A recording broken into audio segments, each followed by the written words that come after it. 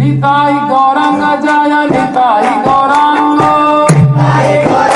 হে বিধাতা, তুমি সৃষ্টির বিষয়ে নিশ্চয়ই অত্যন্ত অনভিজ্ঞ, কারণ তুমি পিতার জীবিত অবস্থায় পুত্রের মৃত্যুরূপ নিজ সৃষ্টির নিয়মের বিপরীত কার্য করেছ। তুমি যদি এইভাবে বিপরীত আচরণই করতে চাও, তাহলে তুমি নিশ্চয়ই তাদের প্রতি কৃপালু নও, তুমি তাদের শত্রু। লাস্টে আমাদের কি হয়, নিজের এই দুঃখ বেদনাগুলো আমরা ভগবানের হাতে তুলে দিই। ভগবানের হাতে তুলে দিই না, ভগবানকেই দোষারোপ করি। মানুষ সুখের সময় যা কিছু পায় নিজের করিমা দেখায়, জানো এই কায়দা করেছিলাম বলে আমি এটা পেয়েছি। আর যখন দুঃখের দিন আসে, কেন যে ভগবান আমাকে এত দুঃখ দিচ্ছে আমি বুঝি না, ভগবানের উপর দোষ চাপায়। আমি কি এমন দোষ করে দিই, ভগবান কেন আমাকে দুঃখ দিচ্ছে? এখানেও রাজা রানী বিধাতার উপরে দোষ চাপিয়েছে। এটা কেমন করে হয়? জগতের সবকিছু বিপরীত নিয়মে চলছে, পিতা থাকতে থাকতে পুত্রের মৃত্যু হচ্ছে, এটা কোন ধরনের নিয়ম?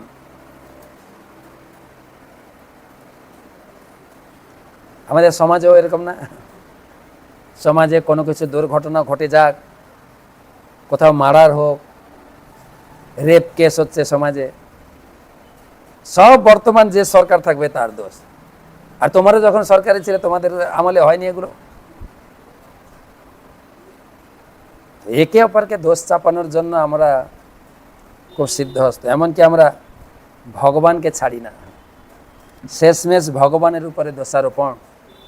আর যারা বিশেষ করে ভক্ত আছে, যারা ভক্তি জীবনে বা বৈষ্ণব ধর্ম গ্রহণ করেছি, তাদের জীবনে যদি ওই রকম কিছু ছোটোখাটো ক্ষতি বা ছেলে মেয়ে একটু পরীক্ষায় রেজাল্ট খারাপ করেছে, ভক্তরা অবশ্য ভগবানকে দোষারোপণ করে না, কিন্তু আত্মীয় স্বজন তাদেরকে খেপায়, বেশি হরে কৃষ্ণ করো তাই না, তোমাদের এরকম হবে না তো কি, আমরা ওইসব হরে কৃষ্ণ করি না, দিন রাত নাই হরি হরি হরি হরি হরে হরে। বুঝো এবারে আমাদের বাংলায় বলে কাটা খাইয়ে নুনের ছিটে। কিন্তু যারা ভক্ত নয়, ভক্তের দুটো বিচার আলাদা, গীতায় বলেছে প্রকৃতি ক্রিয়ামাণানি গুণৈ কর্মাণি সর্বস অহংকার বিমূঢ়াত্মা কর্তাহমিতি মন্যতে। অযোগ্য ব্যক্তি বা অভিমানী ব্যক্তি, তারা সব কিছুর মুনাফা নিজের কৃতিত্ব বলে জাহির করে। যদিও ভগবান বলছেন আমি তোমার সংসার চালাচ্ছি আমি, কিন্তু নাম কিনছো তুমি। তোমাকে আমি সৃষ্টি করেছি, তোমাকে আমি পালন পোষণ সব কিছু করছি, কিন্তু তুমি নাম কিনছো। কিন্তু পরের শ্লোকে বলেন তত্ত্ববিত্ত মহাবাহ গুণ কর্ম বিভাগ। যারা তত্ত্ববিদ, জ্ঞানী গুণীজন, পণ্ডিতজন, ভক্ত, তারা কোনো কিছুতে ভগবানকে দোষারোপণ করে না। তারা কি মনে করে, তত্ত্বে অনুকম্পা সুষুমেক্ষমান ভঞ্জান কৃতাম এবাগম বিপাকম। তারা নিজেকে দোষারোপণ করে, আমার কপালের ফের, যার জন্য আমার এই গতি। সেরকম একটা কাহিনী শোনাবো, জগন্নাথের কাহিনী, খুব প্রসিদ্ধ কাহিনী, যেটাকে বলা হয়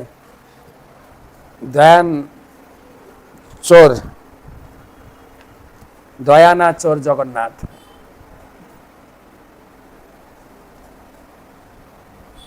পুরী মন্দিরের একটা প্রথা আছে, রাত্রে যখন ভগবানকে আরতির পরে শয়ন দেওয়া হয়, তখন জগন্নাথ থেকে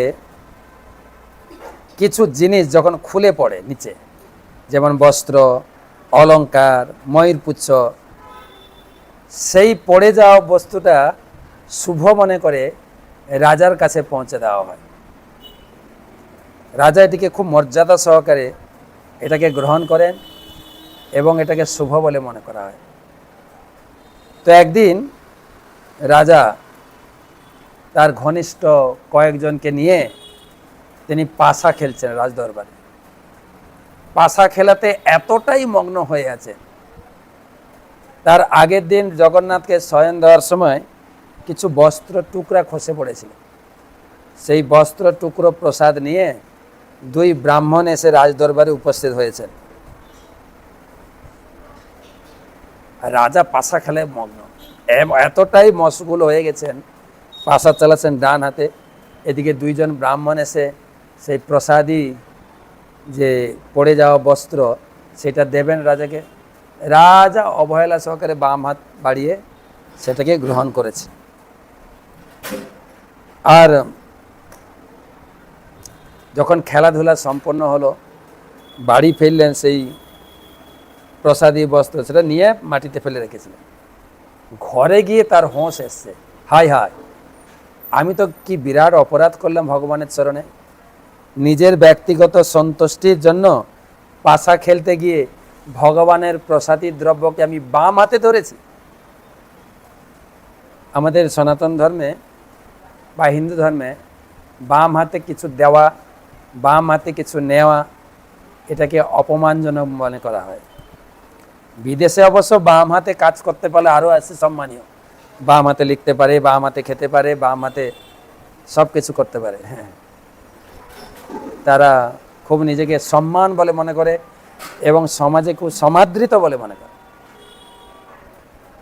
তো রাজা খুব চিন্তায় পড়ে গেছেন, হায় হায়, এই বাম হাত দিয়ে আমি ভগবানের মহাপ্রসাদকে অবমাননা করেছি, এর প্রায়শ্চিত্ত আমাকে করতেই হবে। কিভাবে কি করা যায়? হ্যাঁ, জগন্নাথের কৃপায় এই বৈভব, ঐশ্বর্য, রাজপথ, পরিবার, রাজ্য সব পেয়েছেন। এ তার চরণে অপরাধ করার ফলে আমার এ কি গতি হবে?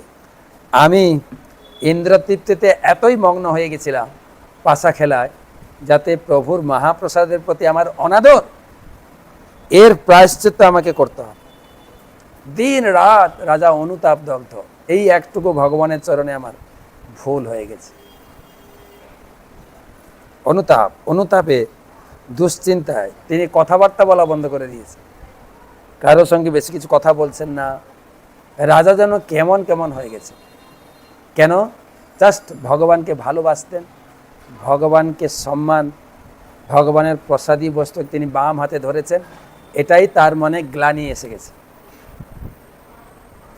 কোনো কথাবার্তা বলছেন না। লাস্টে সিদ্ধান্ত করলেন, যে বাম হাত দিয়ে আমি ভগবানের এই প্রসাদ গ্রহণ করেছি, সেই বাম হাতটা আমি কেটে ফেলব, তাহলে আমার হচ্ছে উপযুক্ত প্রায়শ্চিত্ত। এই চিন্তা করতে করতে মন্ত্রীকে ডেকে বলছেন, মন্ত্রীমশাই, আমি বেশ কয়েকদিন রাত্রে ঘুমাতে পারি না, জানেন।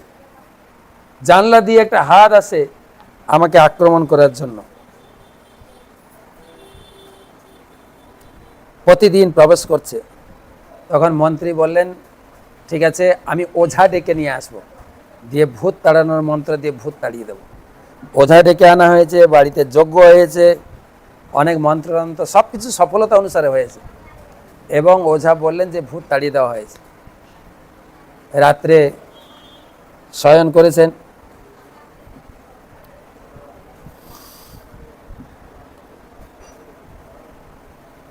জিজ্ঞাসা করছেন মন্ত্রী, কালকে সব ঠিকঠাক ছিল? বলছে না, পুনরায় সে হাতটা এসেছে, আমি কি করে ঘুমাবো? তখন মন্ত্রী বলছেন, মহারাজ, আপনি ঘুমাবেন, আপনার শয়ন কক্ষে, আপনার বেডে আপনি ঘুমাবেন, আমি সারা রাত পাহারা দেব। যদি সেই হাতটা আসে, আমি আমার খড়গ দিয়ে সেই হাতটা কেটে দেব। রাজা শয়ন করলেন, মন্ত্রী মশাই ঘরে পাহারা দিন। রাজা কিন্তু তার বেডে ঘুমায়নি, তিনি অন্য একটা বেডে ঘুমিয়েছেন, আর জানলা দিয়ে তার নিজের বাম হাত ঢুকিয়েছেন। আর যখন বাম হাত ঢুকেছে, সেই মন্ত্রী তো কথা দিয়েছিল এবং পাহারা দিচ্ছিল রাতে, একদম খড়গ তুলে সেই হাতটাকে কেটে দিয়েছে। আর কেটে দিয়ে কাপড়ে জড়িয়ে রেখেছে। সকালে যখন রাজা উঠেছেন তখন তাকে দেখাচ্ছেন, দেখুন কালকে আপনার ঘরে যে ভূতের হাত ঢুকেছিল সেটাকে আমি কেটে দিয়েছি, এই সেই হাত। রাজা খুব খুশি হয়ে তাকে অনেক উপহার দিলেন এবং তার সাহসিকতার জন্য তাকে পুরস্কৃত করলেন। হঠাৎ তিনি লক্ষ্য করলেন যে রাজার বাম হাত নেই। তখন এটি প্রতীয়মান হলে এই হাতটা তো রাজার হাত। হ্যাঁ, তার মানে রাজাই বাম হাত বাড়িয়ে দিয়েছিলেন। আমি ভুল করে, আমি জানতে পারিনি, চিনতে পারিনি, আমি এটা ভূতের হাত বলে মনে করে রাজার হাতই কেটে ফেলেছি। ছি! আর তার সেই ভুলের গর্হিত অপরাধের জন্য মন্ত্রী আবার দুঃখ করতে থাকলেন, আমার জীবন নিষ্ফল, যারই খাচ্ছি তারই ক্ষতি করেছি। হ্যাঁ, তিনি আমাকে আশ্রয় দিয়েছেন, অসাবধানতাবশত আমি তার বাম হাতটা কেটে ফেলেছি। এই মহা পাপ আমাকে আগ্রাস করুক, আমি যেন উপযুক্ত শাস্তি পাই। মন্ত্রীকে রাজা স্তুতি বাক্য দিয়ে শান্ত করলেন। বলছে, না, এতে তোমার কোনো দোষ নেই, এ পুরো পরিকল্পনাটা ছিল আমার। আমি চেয়েছিলাম আমার বাম হাতটা কেটে ফেলা হোক, কেন এই বাম হাত দিয়ে ভগবানের প্রসাদী দ্রব্যকে আমি গ্রহণ করেছি। আমার এই অপরাধের দরুন আমি বাম হাতটা কাটতে চেয়েছিলাম, তোমাকে থ্যাংক ইউ, তুমি আমার বাম হাতটা কেটে দিতে তুমি সাহায্য করেছো, তোমার কোনো দোষ নেই। মন্ত্রী অনেক অনুশোচনা করতে করতে সেই বাম হাতটাকে চন্দন দ্বারা সিক্ত করে জগন্নাথ বল্লভ উদ্যানে গিয়ে একটা কোনায় তাকে সমাধি দিলেন, হাতের সমাধি।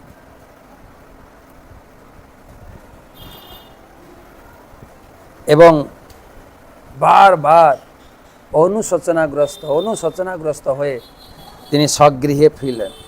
এইভাবে রাজা তার বাম হাতটা হারালেন। কিন্তু একটা কথা জানেন তো, যদি অঙ্গহীন থাকে সে কখনো ভগবানের সেবা করতে পারে না, ভগবানের সেবায় যুক্ত হতে পারে না। যেমন অন্ধত্ব, পঙ্গুত্ব, কুঁজা, অঙ্গহানি বা কোনো বড় ব্যাধি, যক্ষা, কুষ্ঠরোগ মন্দির কক্ষে প্রবেশ করতে পারবে না, ভগবানকে ছুঁতে পারবে না, ভগবানের সেবা থেকে বঞ্চিত।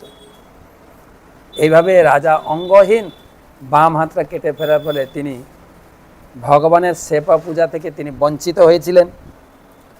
আর সেজন্য রাজার পক্ষ থেকে একজন প্রভুকে দায়িত্ব দেওয়া হয়েছিল, সেই ব্যক্তিকে যাকে নিযুক্ত করা হয়েছিল তার নাম ছিল মুদিরথ। তো সেবা থেকে বঞ্চিত হয়ে রাজা খুব বিরহে কাতর থাকতেন। জগন্নাথ বল্লভ উদ্যানে গিয়ে পুষ্প তুলসী চয়ন করে জগন্নাথের জন্য মালা গেঁথে পাঠাতেন। এইভাবে তিনি বাহ্যিকভাবে ভগবানের সেবায় যুক্ত না হতে পারলেও এই আনুষঙ্গিক সেবা করে রাজা খুব খুশি ছিলেন। একদিন রাজা উদ্যানে গিয়ে একটা ফুলের গাছ দেখতে পেলেন, তার অত্যন্ত সুগন্ধ। সেই ফুলের সুগন্ধ সারা বাগানকে সুরভিত করেছে। আর কেউ শনাক্তকরণ করতে পারছে না এটা কোন গাছ, কে লাগিয়েছে, এটা কি বিদেশি ফুল না দেশি ফুল, ফুলের নাম কি, বৈজ্ঞানিক সম্মত নাম কি, কেউ বলতে পারছে না। আর মালিকে বলা হলো, রাজা বললেন, এই গাছটা তুমি ভালো করে সংরক্ষণ করো, ভালো করে জল সেচন করো, ডালপালা যেন কেউ না কাটে সেদিকে রক্ষণাবেক্ষণ রাখো। আর সত্যি সেই ফুলের পাতা আর ফুল সেই পুরো বাগানটাকে সৌরভে মাতিয়ে রেখেছিল, অত্যন্ত চিত্ত বিমোহনকারী। তো যাই হোক, সেই গাছের পুষ্প বা অন্যান্য পুষ্প পাতা টাতা দিয়ে ফুলের মাথা গেঁথে ভগবানকে পরাতেন। রাজা খুব অন্তরে খুশি ছিলেন। তিনি বারবার জানতে চাইলেন যে এই গাছটার নাম কি, আর বারবার আদেশ দেওয়া হয়েছে মালিকে ভালো করে সংরক্ষণ করবে। কিন্তু দেখা যাচ্ছে রাজা একদিন বাগানে ঘুরে ঘুরে দেখছিল গাছগুলো, সেখান থেকে তিনি লক্ষ্য করেছিলেন যে গাছগুলোকে আমি ভালো করে সংরক্ষণ করতে বলেছি যেন কেউ ডাল ভেঙে নিয়ে গেছে, ফুল তুলে নিয়ে গেছে। রাজা জিজ্ঞাসা করলেন, কে এসব করছে, আমি তো তোমাকে মানা করেছি। মালি উত্তর দিল, আমিও বুঝতে পারছি না কে করছে, আমার অলক্ষ্যে যেন সব কিছু হচ্ছে। ফুলের ডালপালা ছিঁড়ে নিয়ে যাচ্ছে। অনেক চেষ্টা করেও সেই বাগানের এই গাছ চুরি করার চোর ধরা গেল না। একথা শুনে মালির উপর ভীষণ ক্ষুব্ধ হলেন। এই ভাবলেন মালি নিজেই মনে হয় ফুল পাতা তুলছে আর মনে হয় মিথ্যা কথা বলছে, অস্বীকার করছে। একেই কারারুদ্ধ করা হোক। তো মালিকে কারারুদ্ধ করা হয়েছে।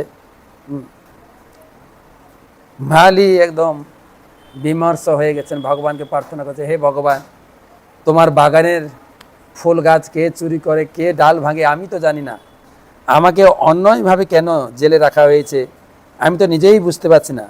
হে প্রভু জগন্নাথ, যদি আপনার ইচ্ছা হয় আমি জেলে থাকতে পারি, কিন্তু আমি তো কোনো দোষ করিনি, একজন অদোষী ব্যক্তিকে এরকম কেন শাস্তি দেওয়া হচ্ছে? হ্যাঁ, সেও ছিল রাজার মতো অত্যন্ত নিষ্ঠাবান ভক্ত, সে মালি। মালির প্রার্থনা শুনে ভগবান গেছেন রাজার বাড়িতে। রাজার বাড়িতে গেছে, যে রাজাকে শাসিয়ে বলছে, রাজান, তোমার সেই মালি নির্দোষ। বাস্তবিক পক্ষে তোমার বাগানের ওই যে বিশেষ ফুল গাছটির পাতা বা ফুল নষ্ট করার জন্য সে দায়ী নয়, সে সম্পূর্ণ নির্দোষ, তার কোনো ভূমিকা নেই। তোমার মতো সেও আমার মহান ভক্ত। প্রকৃতপক্ষে আমি সেই গাছটির সুরভিত ফুলগুলিকে খুব পছন্দ করি। এই তুমি ইচ্ছা প্রকাশ করেছিলে এই গাছের ফুল তুমি আমাকে নিবেদন করবে, তোমার সেই অভিলাষের জন্য। হ্যাঁ, তুমি চেয়েছিলে, কিন্তু আবার ভাবছো গাছটার নাম টাম জানি না, কোন ফুল গাছ, এখানে এটাকে ভগবানের চরণে নিবেদন করা যাবে কিনা সেই নিয়ে তোমার সন্দেহ ছিল। যে অনেকে প্রশ্ন করে, মহারাজ, জবা ফুল, অপরাজিতা ফুল, কাগজের ফুল ভগবানকে নিবেদন করতে পারি কি? জবা ফুল তো মায়ের চরণে দেওয়া হয়। ঠিক সেরকম রাজাও এই অজ্ঞাত গাছটাকে জানতো না বলে তিনি এই গাছের ফুলটা ভগবানকে অর্পণ করতো না। কিন্তু তোমার মনে অভিলাষ ছিল যে গাছটার সম্বন্ধে ঠিকভাবে জানতে পারলে আমি ফুলটা হবে। তাই তুমি যেহেতু ইচ্ছা প্রকাশ করেছো আর দ্বিধাদ্বন্দ্ব করছো যে গাছের ফুলটা ভগবানের চরণে দেবো কিনা, তাই আমি নিজে এসে ফুল তুলে নিয়ে যাই, পাতা তুলে নিয়ে যাই, এটা আমি নিজে করি। তো মালির কোনো দোষ নেই, মালিককে ছেড়ে দাও। তখন জগন্নাথ বলছেন, একটা কথা বলবো, এই গাছের ফুলটা এত সেন্ট, পাতা এত সেন্ট, আর আমিও এই ফুলের প্রতি আকৃষ্ট হয়ে পড়েছি। কেন জানো না? তুমি তোমার অপরাধে দরুন বাম হাতকে প্রায়শ্চিত্ত রূপ কেটে ফেলেছ, আর তোমার মন্ত্রী অনুতাপ ক্লিষ্ট হয়ে সেই তোমার কাটা হাতটি বাগানের এইখানে সমাধিস্থ করেছে। আমার প্রতি তোমার ভক্তির কারণে তোমার হস্তটি প্রথিত করা হয়েছিল, সেইখান থেকে একটা তোমার ভক্তির পুষ্প গাছ তোমার হাতটা থেকে প্রকাশিত হয়েছে, তাই এত সুগন্ধযুক্ত হয়েছে। এই গাছটি আমার প্রিয়। এই গাছটির নাম হচ্ছে দয়ান গাছ। দয়া, দয়া থেকে দয়ান, দয়ান গাছ। তোমার হাতে যেখানে যেখানে সমাধিস্থ করা হয়েছে সেই হাতটি থেকে এই অপূর্ব সৌরভযুক্ত বৃক্ষগুলি জন্মেছে। এই বৃক্ষ এতই অপূর্ব যে আমি আসক্ত হয়ে পড়েছি এই গাছেদের প্রতি। আমি প্রতিদিন এই গাছের পাতা এবং ফুল চুরি করি। তোমার মালির কোনো দোষ নেই, তুমি তাকে জেল থেকে মুক্ত করে দাও। আর আমার প্রতি তোমার যে এই অহৈতুকী অপ্রতিহতা ভক্তি, আমি কথা দিচ্ছি তুমি তোমার বাম হাত ফিরে পাবে এবং তুমি মন্দিরে আবার আগের মতো আমার সেবায় তুমি নিযুক্ত হবে। আজ থেকে এই মালির নাম হবে দয়ান মালি, আর এই গাছের নাম হচ্ছে দয়ান গাছ। আগামীকাল হচ্ছে চৈত্র মাসের শুক্লপক্ষের চতুর্দশী তিথি। এই আমার এই ফুল চুরিকে কেন্দ্র করে কালকের তিথিতে একটা অনুষ্ঠান করো, দয়ান চুরি ফেস্টিভ্যাল। তখন থেকে এই উৎসব হয়ে আসছে। ভগবান সেই ফুল পুষ্প চুরি করেছিলেন। দেখে দুটো ভাগবতের যে অংশ পড়লাম, একটা শিক্ষা, ভগবানকে দোষারোপণ করছে, আর এখানে রাজা নিজেকে দোষারোপণ করছে যে আমি ভগবানের এই প্রসাদী বস্ত্র বাম হাতে ধরেছে আমি অপরাধী, ভগবানের চরণে অপরাধে ধরুন আমাকে একটা প্রায়শ্চিত্ত করতে হবে। দুটো শিক্ষা দেখে, চিত্রগুপ্ত মহারাজ ভগবানকে দোষারোপণ করছে, আর এখানে রাজা, পুরীর রাজা, তিনি নিজেকে দোষারোপণ করছেন। দুটো এই কথা বলে রাজার স্বপ্ন থেকে জগন্নাথ অদৃশ্য হলেন এবং ঘুম থেকে উঠে দেখলেন তার বাম হাত আগের মতোই আবার ফিরে পেয়ে গেছে। তার প্রতি ভগবান জগন্নাথের অনুকম্পা দেখে তিনি অত্যন্ত বিগলিত হয়ে পড়লেন, বারবার জগন্নাথকে প্রণাম নিবেদন করলেন এবং তিনি তখনই মন্ত্রীকে ডাকলেন, তাকে নিয়ে মালিকে কারাগৃহ থেকে মুক্ত করলেন এবং পরদিন প্রভাতে জগন্নাথ দেবকে দয়ান বৃক্ষের পুষ্পপত্রে সুশোভিত করা হলো এবং সেই দিন থেকে দয়ানচুরি ফেস্টিভ্যাল চালু হলো। প্রতি বছর চৈত্র মাসের শুক্লপক্ষের চতুর্দশী তিথিতে জগন্নাথের অর্চা বিগ্রহ কৃষ্ণ বলরাম মদনমোহন তিনি এই উদ্যানে আসেন, এখানে আত্মগোপন করে থাকেন এবং সেই পুষ্প চুরি করেন। সেই স্মৃতিকে কেন্দ্র করে এখনও প্রতি বছর চৈত্র মাসের শুক্লপক্ষের চতুর্দশীতে উৎসব হয়। দয়ানচুরি লীলা মনে রাখবেন। রাজা বাম হাত দিয়ে ভগবানের প্রসাদী বস্ত্র ধরে নিজেকে অপমানিত এবং অপরাধী বলে নিজেকে ধিক্কার দিয়ে তার প্রায়শ্চিত্ত করেছিলেন। ভগবান তাকে তার সমস্ত দোষ থেকে মুক্ত করেছিলেন। জয় জগন্নাথ। আমরা বাংলায় ফিরে এসেছি। হ্যাঁ, আজকে আসানসোল, দুর্গাপুর থেকে প্রোগ্রাম করে আসানসোল, কাল থেকে আমাদের মেদিনীপুর এলাকায় থাকবো। তো শুভরাত্রি, সকলে ভালো থাকবেন। জয় জগন্নাথ।